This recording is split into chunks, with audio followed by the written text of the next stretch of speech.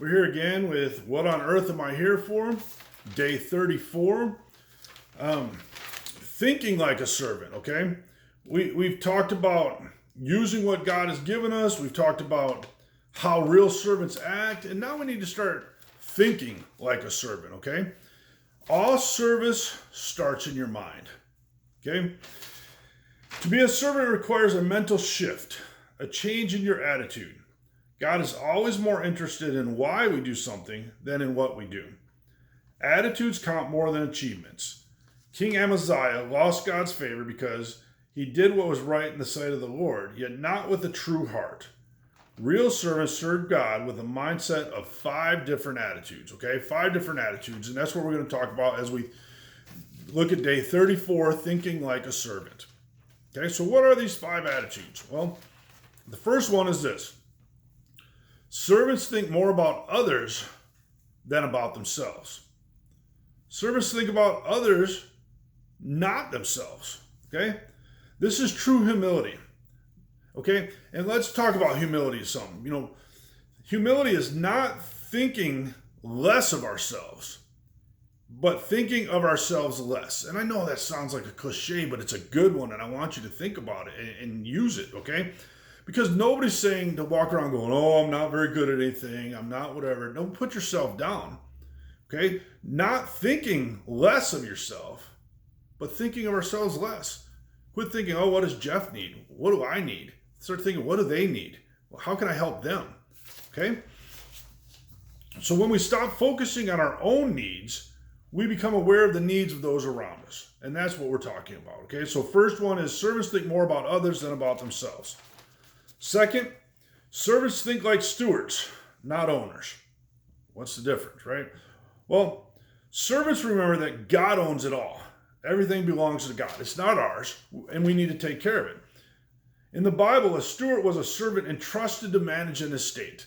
So if we start walking around thinking everything is God's and I'm just here to take care of it and I need to take care of it to the best if I can, then that's where you're going to be a true servant, okay? Servanthood and stewardship go together, and that's something we have to remember. The next attitude is this. Number 3, servants think about their work and what others are doing, not what others are doing, okay? So I messed it up.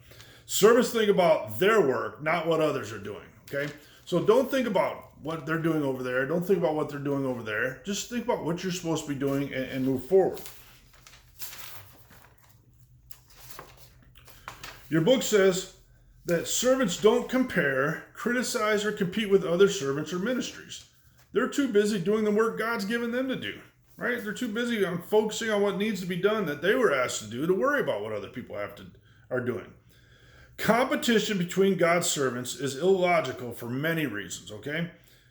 One being, we are all on the same team.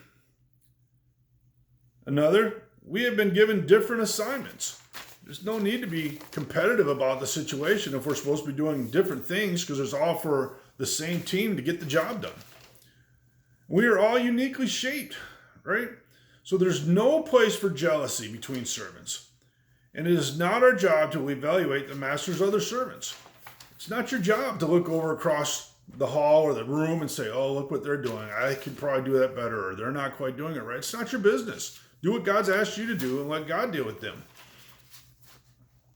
The 4th reason is servants base their identity in Christ. The 4th attitude, servants base their identity in Christ. Servants don't have to prove their worth.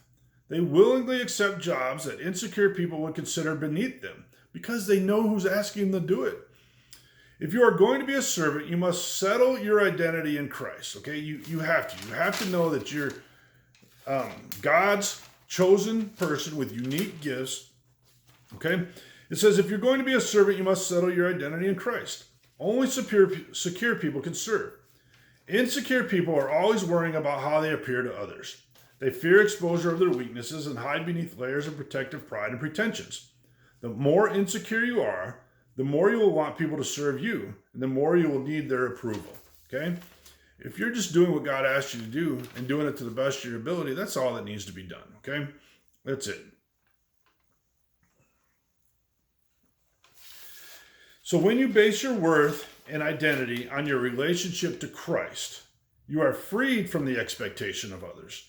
And that allows you to really serve them the best way that you possibly can, because you no longer care what they think. You only care what Jesus has asked you to do. Okay? The last attitude is this: servants think of ministry as an opportunity, not as an obligation. They enjoy helping people, they enjoy meeting needs, and they enjoy doing the ministry. They serve the Lord with gladness. Okay? The book ends with this. Imagine what could happen if just 10% of all Christians in the world got serious about their role as servants. Imagine all the good that could be done. Are you willing to be one of those people? It doesn't matter what your age is. God will use you if you will begin to act and think like a servant. Albert Schweitzer said this: the only really happy people are those who have learned how to serve.